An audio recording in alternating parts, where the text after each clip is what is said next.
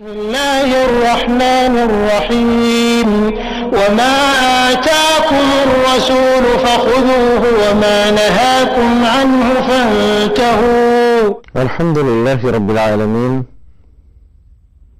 والصلاة والسلام على سيد الأنبياء والمرسلين وعلى آله وأصحابه أجمعين ومن تبعهم بإحسان إلى يوم الدين أما بعد.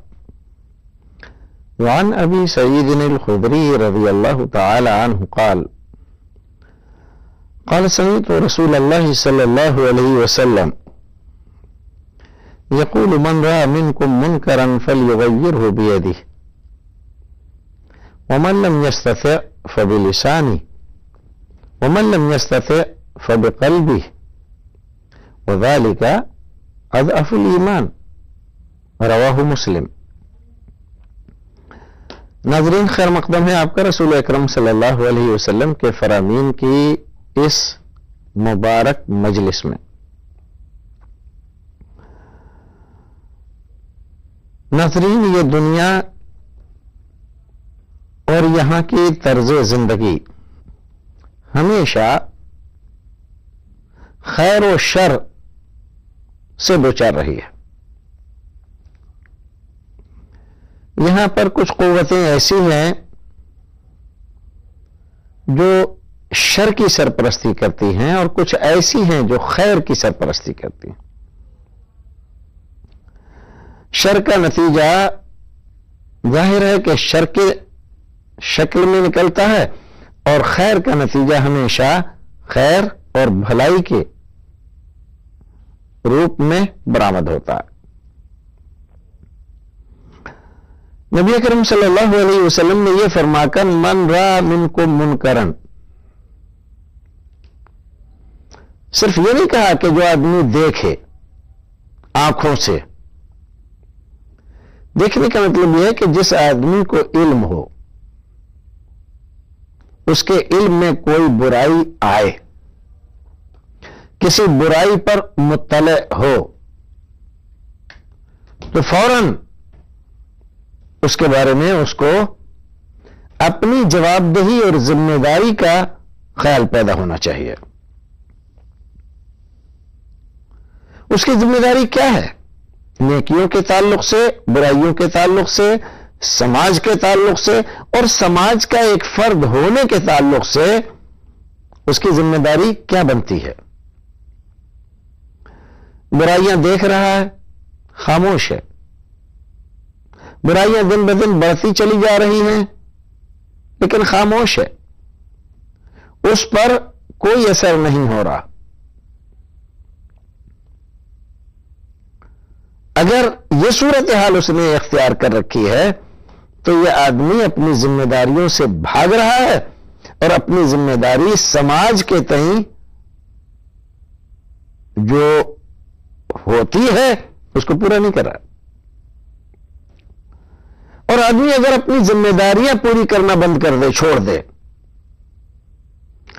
تو آپ سمجھ سکتے ہیں کہ کوئی اچھا خاصا سماج، معاشرہ بھی برائیوں سے لت پت ہو جاتا ہے. برائی کی ایک خاصیت ہے، برائی کبھی ایک فرد تک نہیں رہتی، وہ ہمیشہ متعدی ہوتی ہے. اس کے اندر فطری طور پر کچھ ایسی آرائش، زیبائش اور کشش ہوتی ہے کہ دوسرا آدمی جب دیکھتا ہے تو اس کے دل میں بھی یہ خیال پیدا ہوتا ہے کہ میاں یہ لوگ کر رہے ہیں، ہمیں بھی کرنا چاہیے. سب لوگ کر رہے ہیں، ہم کیوں نہ کریں؟ اس کے برخلاف نیکی کا معاملہ یہ ہے کہ بہت کم لوگ جن کا ایمان زندہ ہوتا ہے، ایمان مضبوط اور پکا ہوتا ہے، وہی اگر نیکی کو دیکھتے ہیں، نیکی کے عمل کو ملاحظہ کرتے ہیں تو ان کے دل میں یہ جذبہ پیدا ہوتا ہے کہ ہم بھی نیکی کریں. لیکن ایسے لوگ سماج میں ہمیشہ بہت تھوڑے ہوتے ہیں، اور ایسے لوگ سماج میں تبھی تک باقی رہتے ہیں جب انبیاء کرام علیہ الصلاۃ والتسلیم کی ہدایتیں، ان کے ارشادات، ان کے فرامین کا چلن سماج میں موجود ہوتا ہے۔ اگر انسان انبیاء کرام کی ہدایتوں کو فراموش کر دے، ان کی باتوں کی طرف دھیان نہ دے، اپنے آپ کو آزاد روی کا خوگر بنا لے، تو پھر نیکی کا جذبہ پیدا نہیں ہوتا ہے، بلکہ نیکی کا جذبہ اگر دل میں کبھی آتا بھی ہے تو فوراً ایک خیال نفس کی طرف سے، شیطان کی طرف سے اس کے مٹانے کا آ جاتا ہے، جسے اللہ رب العزت نے قرآن شریف میں بیان فرمایا۔ دو طرح کے لوگ ہیں، اگر وہ دیکھتے ہیں کہ کہیں پر ضرورت ہے، کوئی ضرورت مند ہے، غریب ہے، مسکین ہے، مسافر ہے، بیوہ ہے، تو ان کے دل میں خیال پیدا ہوتا ہے کہ ان کی مدد کرنی چاہیے۔ وہ مانگے تب بھی، نہ مانگے تب بھی ان کے دل میں خیال پیدا ہوتا ہے اور اپنا پیسہ وہاں لگاتے ہیں۔ یہ وہ لوگ ہیں جن کا ایمان زندہ ہے، ذمہ داری کا احساس ہے، سماج کے ذمہ دار فرد کی حیثیت سے سماج میں زندگی گزار رہے ہیں۔ لیکن اگر ذمہ داری کا احساس ختم ہو جائے اور کوئی آدمی کتنا ہی ضرورت مند ہو اور ان کے پاس آئے، اللہ رب العزت نے ان کو مال دیا ہے، پیسہ دیا ہے اور بہت کچھ دنیا کا مال و متاع ان کے پاس ہے، کوئی آدمی آتا ہے اپنی ضرورت کے لیے، اتنے پیسے کی ضرورت ہے، سخت پریشان ہوں، بچے کی بیماری بڑی طویل ہو گئی ہے، علاج کرانے کے لیے اتنے پیسے ڈاکٹر مانگ رہا ہے، آپریشن ہونا ہے، اتنے پیسے لگیں گے، میں آ رہا تھا راستے میں میری آنکھ لگ گئی، چوروں نے سب کچھ میرا نکال لیا اور میرا سامان سارا کا سارا چوری ہو گیا، میرے پاس کچھ نہیں رہا، میں اپنے گھر جانا چاہتا ہوں، کم سے کم آپ اتنی مدد میری کریں کہ مجھے گھر تک پہنچنے کا انتظام فرما دیں۔ کوئی آدمی آتا ہے، بچے میرے پاس، لیکن میرے پاس کوئی کام نہیں ہے کیونکہ میں معذور ہوں، ایسے میں میں کچھ کر نہیں سکتا، بچوں کو پالنا بڑا دشوار ہے، آپ جیسے مخیر حضرات کی خدمت میں حاضر ہوا ہوں، کچھ توجہ فرما لیں تو بچوں کے لیے بندوبست ہو جائے۔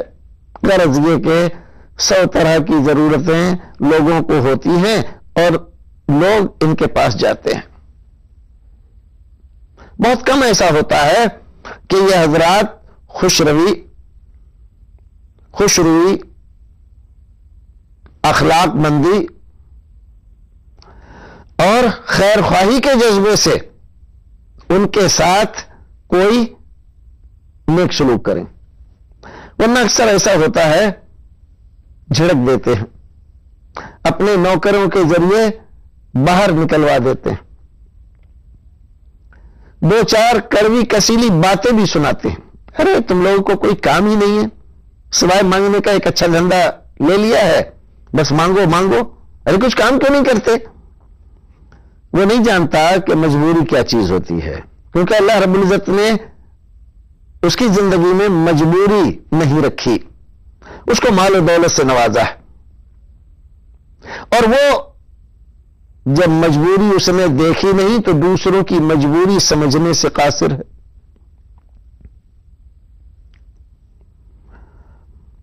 بد اخلاقی سے پیش آتا ہے، اگر آپ نے اس کے منع کرنے کے بعد کچھ کہنے کی جرات کی تو اکھڑ جاتا ہے، گالیاں دیتا ہے، تمہارے باپ کما کے رکھ گئے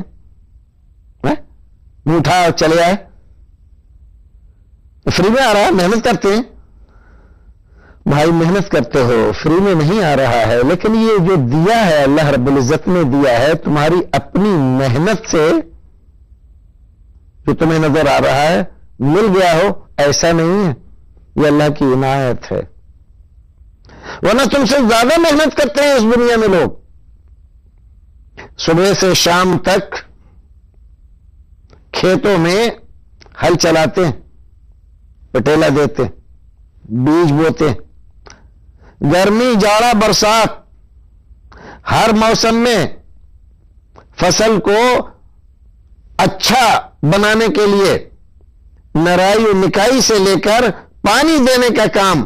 اس وقت سخت سردی کا موسم ہے, ایسے میں بھی کسان بیچارہ رات بھر جاگ کر اپنے کھیتوں کو پانی دینے کے لیے پہنچتا ہے. اگر نہیں دے گا تو فصل خراب ہو جائے گی. کیا محنت نہیں کر رہا؟ آپ سے زیادہ محنت کر رہا ہے. جو آدمی صبح سے شام تک ٹھیلا کھینچتا ہے, جلی ڈھوتا ہے, کیا محنت نہیں کر رہا ہے؟ رکشہ چلاتا ہے, کیا محنت نہیں کر رہا ہے؟ آپ گھر سے نکل کے اچھا اور بہتر کھانا کھا کر دفتر میں آتے ہیں, 4 لوگ آپ کو سلام کرتے ہیں, آپ کا آفس جھاڑ پونچھ کر نوکر نے ریڈی کیا ہوا ہے, آئے, گرمی ہے ہیٹر چلا دو, اے سی چلا دو, جاڑا ہے تو ابھی اس کا انتظام آپ کے پاس ہے. بہترین سب طرح کے انتظامات آپ کے پاس ہیں. آ کر بیٹھ گئے, اس کو فون کیا, اس کو فون کیا, خالی فون کر رہے ہیں آپ. اور شام کو جب اٹھتے ہیں تو لاکھوں روپے کا کاروبار کر کے اٹھتے ہیں. کیا خیال ہے آپ کا؟ وہ جو ٹھیلا کھینچ رہا ہے, جلی کھینچ رہا ہے, رکشہ چلا رہا ہے, وہ زیادہ محنت کر رہا ہے, آپ زیادہ محنت کر رہے ہیں؟ گرمی میں, جاڑے میں, برسات میں کس قدر مشقت بھری زندگی وہ گزار رہا ہے. ایڑی کا پسینہ, چوٹی کا پسینہ ایڑی پر آ جاتا ہے, اور آپ کو کچھ بھی نہیں ہوتا, احساس بھی نہیں ہوتا. تھوڑی دیر ہوئی, یہ چیز لے کر آؤ, کھانے کی پینے کی, تو گپیں ہو رہی ہیں, کاروبار ہو رہا ہے, یار دوست آ رہے ہیں. صبح سے شام تک بڑے اچھے انداز میں دن گزر گیا, کوئی تکان نہیں, کوئی پریشانی نہیں, اور لاکھوں روپے کما کے بیٹھے آپ.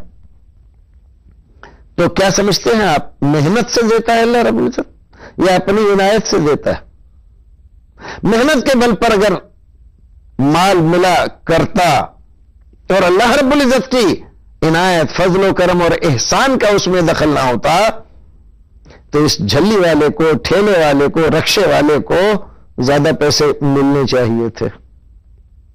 لیکن وہ بیچارہ شام کو مشکل سے 100, 200, 400 روپے ہی کما پاتا ہے, اور آپ ہزاروں نہیں لاکھوں روپے کما کر اٹھتے. تو محنت سے مل رہا ہے, اللہ کی عنایت سے. اسی لیے اللہ رب العزت قرآن شریف میں بار بار اور جگہ جگہ فرماتا ہے, وَأَنفِقُوا مِمَّا رَزَقْنَاكُمْ, جو ہم نے دیا ہے تمہیں اس میں سے ہمارے راستے میں خرچ کرو. اگر تم سمجھتے ہو کہ یہ تم نے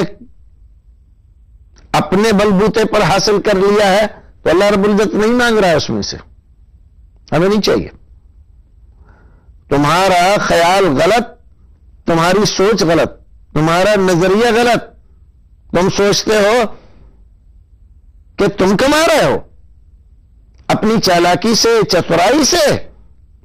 چالاکی اور چترائی کام نہیں آتی, اللہ کی عنایت اور نوازش کام آتی ہے. اللہ رب العزت نے قرآن شریف میں باغوں والوں کا قصہ بیان فرمایا ہے, بڑا عجیب اور عبرت خیز. ایک نیک, دیندار, پرہیزگار آدمی, اللہ رب العزت نے اس کو بہت اچھا بہتر باغ عنایت فرمایا. لوگوں کے باغوں میں سال میں 1 بار پھل لگتا ہے, اس کے باغ میں 2 بار پھل لگتے ہیں. اوروں کے جو پھل لگتے ہیں وہ چھوٹے چھوٹے, اس کے اور بڑے بڑے. اس کی وجہ سے ساری مملکت میں اس کا باغ مشہور ہے. اس کا پھل منڈی میں آنے سے پہلے بک جاتا ہے. لیکن اس آدمی کا زندگی بھر کا معمول یہ کہ جب باغ سے پھل توڑواتا ہے تو جتنے بھی غریب، مسکین، یتیم، بیوہ، ضرورت مند، مسافر آ جاتے ہیں سب کو دیتا ہے. کتنا دیتا ہے؟ جس سے ان کی ضرورت پوری ہو جائے. پھر بھی اس کا مال کم نہیں ہوتا، دن دونی رات چوگنی ترقی کر رہا ہے. اگر قحط سالی پڑ جائے، بارش نہیں ہو رہی ہے، دوسرے لوگوں کے باغات سوکھ رہے ہیں، لیکن اس کے باغ میں بارش ہو رہی ہے. کیوں؟ یتیموں کا، بیواؤں کا، غریبوں کا، مسکینوں کا، مسافروں کا، ضرورت مندوں کا، سب کا خیال رکھتا ہے. کئی بچے ہیں اس کے، بچپن سے وہ یہ دیکھ رہے ہیں جب باغ کے پھل توڑے جاتے ہیں تو ایک بڑی تعداد غریبوں مسکینوں کی پہنچ جاتی ہے وہاں، اور ابا سب کو خوب دیتے ہیں اس کی ضرورت بھر. ابا کا انتقال ہو گیا. ابا کا انتقال ہوا، فصل لگی ہوئی ہے، بھائیوں نے بیٹھ کر میٹنگ کی. کیا کرنا چاہیے؟ اب تک باغ پر سارا اختیار ابا کا تھا، جو کچھ وہ دیتے تھے وہ ہمیں ملتا تھا، اور ہم سب جانتے ہیں کہ باغ کے حصے کے پھلوں میں بہت بڑا حصہ غریبوں، مسکینوں اور ضرورت مند کو اٹھا دیتے تھے. ابا کی یہ عادت اچھی نہیں تھی. اگر یہ سارا پھل ہم توڑ کر بیچ دیں تو ہم بہت جلدی مالدار ہو جائیں گے، مال بھی آئے گا اور فائدہ بھی خوب کمائیں گے. میٹنگ ہوئی اور سارے ہی تقریباً اس پر راضی ہو گئے. دبے لفظوں میں ایک آدمی نے کچھ نانو کیا، لیکن جب دیکھا کہ سبھی ایسا کر رہے ہیں وہ بھی راضی ہو گئے. کیا کریں؟ پلاننگ کیا کرنی چاہیے؟ پلاننگ یہ کی کہ جب باغ کے پھل توڑے جاتے ہیں تو پہلے ہی غریب، مسکین، ضرورت مند لوگ وہاں انتظار میں رہتے ہیں، دیکھتے رہتے ہیں کب باغ ٹوٹے گا. ایسا کرو کہ کوئی پوچھے تو بتاؤ مت کب ٹوٹے گا، کسی کو کانوں کان خبر نہ ہو، اور رات کے اندھیرے ہی میں جا کر باغ کا پھل توڑ لیا جائے اور بڑے بیپاریوں کو بیچ دیا جائے.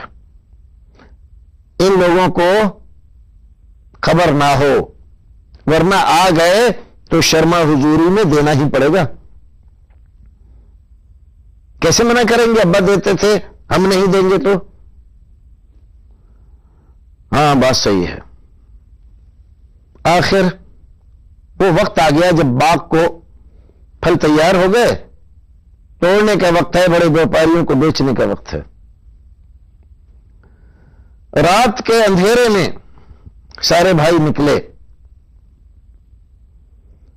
چلتے چلتے چلتے چلتے پہنچے ایک مقام پر تو دیکھا کہ ایک باغ ویران، برباد، تباہ، جلا ہوا پڑا ہے. ایک دوسرے سے کہنے لگے کہ لگ رہا ہے راستہ بھٹک گئے ہم لوگ، یہ راستہ نہیں ہے، رات کی تاریکی کی وجہ سے ہمیں راستہ یاد نہیں رہا. پیچھے چلو اور کہاں سے راستہ اپنے باغ کے لیے کٹتا ہے وہاں سے پھر سے دیکھو. یہ تو ہمارا باغ نہیں ہو سکتا. ہمارا باغ تو مشہور باغ ہے، سارے مملکت میں دور دور سے لوگ دیکھنے آتے ہیں اس کے پھل کو اور اس کے حسن و خوبصورتی کو. بھلا یہ ہمارا باغ کیا ہو سکتا ہے؟ دوسروں کا راستہ تو صحیح آئے ہیں ہم، راستہ نہیں بھولے ہیں. راستہ نہیں بھولی ہیں تو پھر یہ کیا باغ، یہ کون سا باغ ہے، کس کا باغ ہے، یہ ہمارا باغ کیا ہوا؟ بہت دیر آپس میں ایک دوسرے کی مزوریاں کرتے رہے، جٹلاتے رہے، ایک دوسرے کو جواب دیتے رہے، دل کو تسلی دیتے رہے. آخر جیسے جیسے دن کا پاؤ پھٹی اور اجالا کچھ بڑھا تو آس پاس کی جو اور علامتیں تھیں کہ یہ فلاں کا باغ ہے اور یہ فلاں کا باغ ہے، یہ وہ درخت ہے اور یہاں پر یہ ہے، جان گئے کہ یہ ہمارا ہی باغ ہے. اب افسوس کرنے لگے، ہائے افسوس، ہم نے بہت برا کیا. ایک وہ دور تھا کہ ہمارے ابا پورے ملک میں سب سے زیادہ پیسہ کماتے تھے اور بہترین فصل دیتا تھا ہمارا باغ. آج سارا کا سارا باغ تہو بالا ہو گیا ہے، کوئی درخت باقی نہیں اور کوئی پھل باقی نہیں. تب ان کو احساس ہوا کہ یہ سب کچھ ہماری نیتوں کے کھوٹ کی وجہ سے ہے. اللہ رب العزت نے برکتیں اٹھا لی، نوازشیں اللہ رب العزت کی ان سے روٹھ گئیں، رحمتوں نے کنارہ کر لیا. محنت تو بہت کی تھی، اگر محنت کی بنیاد پر چیزیں ملتی ہوتی تو ان لوگوں کا باغ سلامت رہتا، لیکن نہیں، محنتوں پر نہیں، نیتوں پر دار و مدار. اللہ رب العزت کی رضامندی اور خوشنودی، اس کی رحمتوں اور برکتوں سے دنیا میں ترقی ملتی ہے. اور جو لوگ اس کو بھول جاتے ہیں تو ایک وقت اللہ رب العزت ضرور دیتا ہے ان کو کہ اس وقت تک تم خوب کھاؤ پیو، گل چھرے اڑاؤ، نافرمانی کرو ہمارے فرامین کو جھٹلاؤ، لیکن جب ہم پکڑیں گے تو پھر تمہیں کوئی چھڑانے والا نہیں ہوگا. حضرت موسیٰ علیہ الصلوۃ والسلام، ان کے زمانے میں بنی اسرائیل میں ایک بہت بڑا مالدار آدمی تھا، نام تھا اس کا قارون. کافر نہیں تھا، مسلمان تھا، یہودیوں میں سے تھا. حضرت موسیٰ علیہ الصلوۃ والسلام سے رشتہ داری بھی اس کی ہوتی تھی، اور اللہ رب العزت نے اس کو اتنا دیا تھا. خود قرآن بیان کرتا ہے کہ اس کے خزانوں کی کنجیاں کئی پہلوان اٹھانے کی طاقت نہیں رکھتے تھے، جانوروں پر لد کر آیا جایا کرتی تھی. اتنے خزانے اس کے پاس تھے، سونا چاندی، اور اس زمانے کے اعتبار سے جو چیز بھی خزانے میں شمار ہوتی ہو وہ سب کچھ اللہ رب العزت نے اس کو دیا تھا. مال دولت کی ریل پیل ہو تو دماغ خراب ہوتے دیر نہیں لگتی. فخر، غرور، گھمنڈ اور اترانا، دوسروں کو حقیر سمجھنا، یہ ساری چیزیں اپنے آپ آدمی کے دماغ میں پیدا ہو جاتی ہیں. اس زمانے میں بھی کچھ لوگ غریب تھے، مسکین تھے، ہر زمانے میں ہوتے. یہ لوگ جب اس کے پاس جاتے کہ قارون ہمیں بڑی ضرورت ہے، کچھ ہمیں بھی دے دو، تو پھٹکار کے بھگا دیتا، محنت سے کمایا ہے، تم لوگوں کی طرح سے مفت خورے نہیں ہیں، ایسا ہے اور ویسا ہے. حضرت موسیٰ علیہ الصلوۃ والسلام کو اس کی یہ ساری حرکتیں معلوم ہوئی. حضرت موسیٰ علیہ الصلوۃ والسلام اس کے پاس آئے اور آ کر اس کو نصیحت کی. قارون احسن کما احسن اللہ الیک، اے قارون جیسے اللہ رب العزت نے تیرے اوپر احسان کیا ہے ایسے ہی تو مخلوق کے خدا پر احسان کر. جیسے اللہ تجھے دیتا ہے ایسے ہی تو اللہ کے بندوں کو دے، ضرورت مندوں کو، غریبوں مسکینوں کو، ضعیفوں اور کمزوروں کو، حاجت مندوں، ضرورت مندوں کو. حضرت موسیٰ علیہ الصلوۃ والسلام کی نصیحت کا اس پہ کوئی اثر نہیں ہوا، بلکہ الٹا مذاق اڑانے لگا.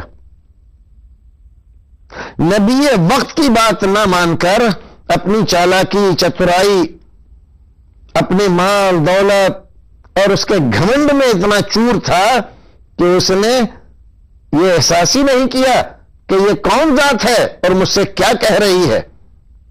اگر میں کچھ مال اللہ رب العزت کے راستے میں خرچ کر دوں، غریبوں مسکینوں کو دے دوں، تو میرے مال میں کوئی کمی نہیں آئے گی. لیکن گھمنڈ، غرور، تکبر، اس چیز نے اس کا دماغ خراب کر دیا. اللہ رب العزت کو اس کی یہ بات ناپسند آئی اور پروردگار نے اس کو ہلاکت سے دوچار کیا. سارا مال اور وہ خود اللہ رب العزت نے اس کو زمین میں دھسا دیا. نبی اکرم صلی اللہ علیہ وسلم ایک حدیث میں ارشاد فرماتے ہیں وہ برابر زمین میں دھستا جا رہا ہے. اللہ رب العزت نے اس کو مہلت نہیں دی، بہت زمانے تک اس کو نہیں پکڑا، نہ کوئی سزا دی، کبھی سر بھی نہیں دکھا. لیکن جب پکڑا تو پھر مہلت نہیں ملی. تو برائی اور برائی کے جذبات کبھی بھی کوئی اچھائی پیدا نہیں کرتے. اسی لیے رسول اکرم صلی اللہ علیہ وسلم نے جس سماج کی تشکیل فرمائی اور صحابہ کرام رضوان اللہ تعالی علیہم اجمعین کو جس سماج کے بنانے کے لیے احکامات دیے، اس سماج کی بنیاد ذمہ داری پر رکھی. سماج کا ہر فرد اپنی ذمہ داری پوری کرے. رسول اکرم صلی اللہ علیہ وسلم کے زمانے میں بھی بہت غریب، مسکین، یتیم، بیوائیں، ضرورت مند مسافر بہت تھے. لیکن آپ کے دربار، آپ کے گھر اور آپ کی خدمت سے کبھی کسی کو نہ سننا نہیں پڑا. کبھی بھی کسی نے آ کر وہ سوال کیا، مانگا، تو اگر آپ کے پاس نہیں ہوا تو اپنے کسی جانثار سے دلوا دیا، اور اگر کوئی ایسا موقع نہیں ہوا کہ کوئی جانثار پاس ہے تو ادھار لے کر اس کی ضرورت پوری کر دی. کبھی کسی آدمی کو یہ سننے کی نوبت نہیں آئی کہ میاں کیا کریں، ہے نہیں ورنہ تو دے دیتے.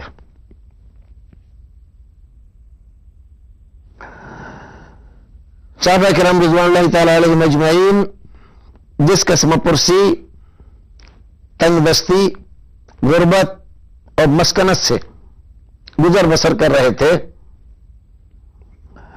آپ صدقۃ الفطر کا باب احادیث میں کھول کر دیکھیں اور بیان پڑھیں.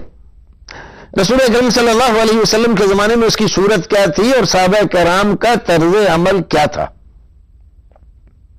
تو ہمیں ملے گا کہ صحابہ کرام صدقۃ الفطر اور دیگر صدقات، خاص طور سے صدقۃ الفطر، اپنے پڑوسیوں، رشتہ داروں اور مسلمانوں کو دیا کرتے تھے جو غریب ہیں.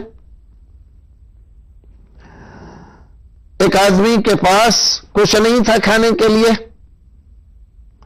1 سیر، 2 سیر، 10 سیر، 20 سیر، 1 من، 2 من جمع ہو گیا مسلمانوں کے صدقات کی وجہ سے. اب ایسا نہیں ہے کہ وہ خود کچھ خرچ نہیں کرے گا. جب اس کے پاس ہو گیا اتنا کہ اس کے گھر کی، اس کے بچوں کی ضرورت پوری ہو سکتی ہے، باقی جو مال ہے اس میں سے خود بھی صدقۃ الفطر ادا کرتا ہے. اللہ اکبر، قربان جاؤ. رسول اکرم صلی اللہ علیہ وسلم کی تعلیم، آپ کی تربیت اور آپ کے پاکیزہ اخلاق اور اس رہنمائی پر جس نے صحابہ کرام کو اتنا عظیم اور بے لوث کردار کا حامل بنایا تھا.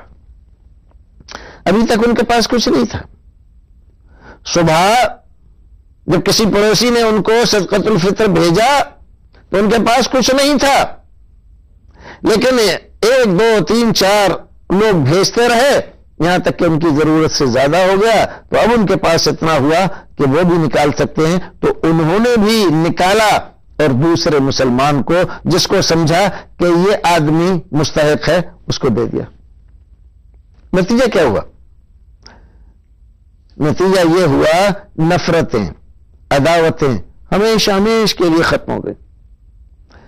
خیر خواہی، بھائی چارگی، محبتیں، الفتیں ایسی پیدا ہو گئی ان کے یہاں، ان کے دلوں میں، کہ ایک بھائی کو اگر کوئی تکلیف ہوتی ہے تو ایسا نہیں ہے کہ وہ سماج میں اکیلا ہی اس تکلیف کو بھوگ رہا ہے، اکیلا اس تکلیف کو برداشت کر رہا ہے. نہیں، سارا سماج اس کے ساتھ کھڑا ہوا ہے اور اس تکلیف میں برابر کا شریک ہے.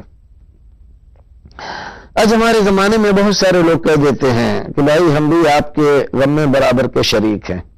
یہ محض ایک رسم ہو گئی ہے، ورنہ حقیقت یہ ہے کہ اگر برابر کے شریک ہوتے تو جو اثر، جو نتیجہ اس کا ظاہر ہونا چاہیے تھا وہ بھی ظاہر ہوتا.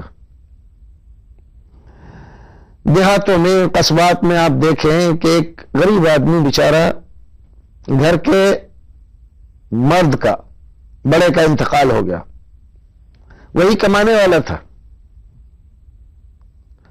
اب محلے والے، پڑوسی لوگ، رشتہ دار اس پر دباؤ ڈال رہے ہیں، اس کی بیوی پر، اس کے یتیم بچوں پر. ارے کھانا نہیں کرو گی، کھانا نہیں کرو گی، سارے ثواب نہیں کرو گی، کیا کریں؟ اس بیچاری کے پاس کچھ بھی نہیں ہے اور ان یتیموں کے پاس اتنی سکت نہیں ہے کہ وہ اس کے متحمل ہو سکیں. لیکن سماج کے دباؤ کی وجہ سے، محلے اور رشتہ داروں کے دباؤ کی وجہ سے وہ ضرور دیویں پکوا رہے ہیں اور ان موٹے موٹے فقیروں کو کھانا کھلا رہے ہیں. اور ہمارا سماج قطعاً یہ نہیں سوچتا کہ ہم کھا کس کا رہے ہیں اور کھا کیوں رہے ہیں. ایصال ثواب، کسی مرنے والے کو ثواب تو تب پہنچتا جب مستحقین کو کھلایا جاتا، لیکن یہاں تو موٹے موٹے پنچ لوگ، برادری کے چودھری لوگ آ کر کھا رہے ہیں، کھا پی کر اور مونچھوں پہ تاؤ دے کے اپنے گھر چلے گئے. ان بیچاروں کا کیا حال ہوا؟ انہوں نے اپنے گھر کے برتن غیر مسلم کے یہاں گروی رکھے، قرض اٹھایا اور پھر بندوبست کیا دعوت کا، ان کو کھلایا. پیچھے پلٹ کے کوئی نہیں پوچھتا تمہارے معاملات کیسے چل رہے ہیں، کھانے پینے کی کوئی پریشانی تو نہیں ہے، عید آ رہی ہے، بچوں کے لیے کپڑے اپڑے بنے ہیں یا نہیں بنے ہیں. کیا اسی کا نام الفت ہے؟ کیا اسی کا نام محبت ہے؟ کیا اسی کا نام خیر خواہی ہے؟ کیا اسی کو کہتے ہیں کہ ایک دوسرے کا بھائی ہے، اس کا خیر خواہ ہے؟ ہائے افسوس، ذرہ برابر بھی ہمیں غریبوں مسکینوں کا کھاتے ہوئے احساس نہیں ہوتا. علماء کرام منع کرتے ہیں، منع کرتے ہیں، ناجائز ہے، حرام ہے. اس مال میں جو وہ چھوڑ کر گیا ہے، بہت سارے لوگ شریک ہیں، ان کی میراث بٹنی چاہیے. کچھ بچے بھی ہوتے ہیں جو بچے بھی اس میراث کے حقدار ہیں، ان سے اجازت لیے بغیر اس کے چھوڑے ہوئے مال کو کھانے میں اور دعوتوں میں خرچ کر دیا جاتا ہے، جبکہ کسی کی اجازت کے بغیر اس کے مال کو خرچ کرنا یا کھانا ناجائز ہے، حرام ہے. بعض لوگ ایک بہانہ تراشتے ہیں، بھئی کیا ہوا، اجازت تو لے لیے نا. یہ نہیں جانتے کہ فقہائے کرام نے یہ بات صاف کر دی ہے کہ اجازت دینے کا محل ہی نہیں ہے یہ لوگ. جب تک یہ نابالغ ہیں، یہ اجازت دے بھی دیں تو بھی شرعاً اجازت نہیں مانی جائے گی. جب اجازت ان کی معتبر ہی نہیں ہے تو ان کا مال کھانا اور یہ بہانہ بنانا کہ اجازت لے لی تھی، یہ حرام ہی کھانا ہوا. سوچنا چاہیے ہم اپنے سماج کو خود بگاڑ رہے ہیں، غریب کو دن بدن اور غریب بنا رہے ہیں، ضرورت مند کو دن بدن اور ضرورت مند بتا رہے ہیں۔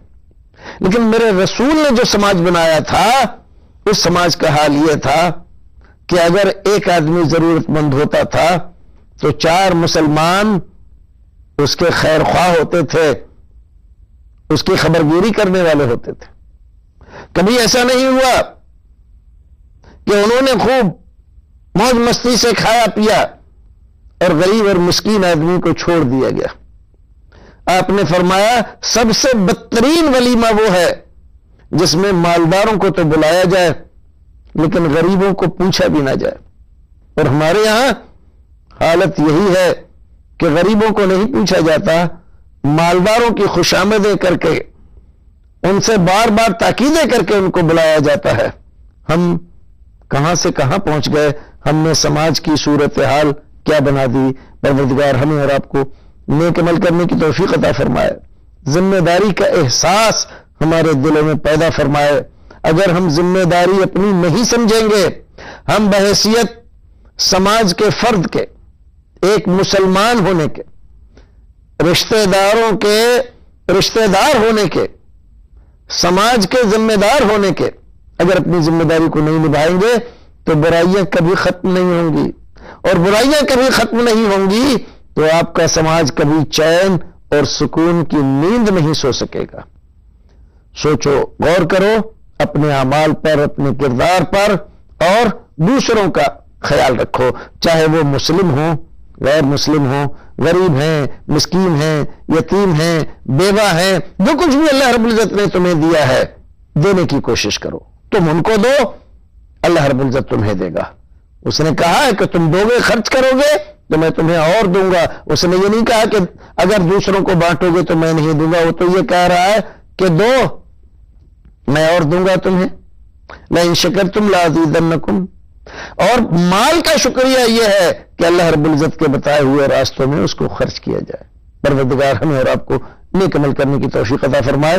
وآخر دعوانا ان الحمد للہ رب العالمین۔ وما آتاكم الرسول فخذوه وما نهاكم عنه فانتهوا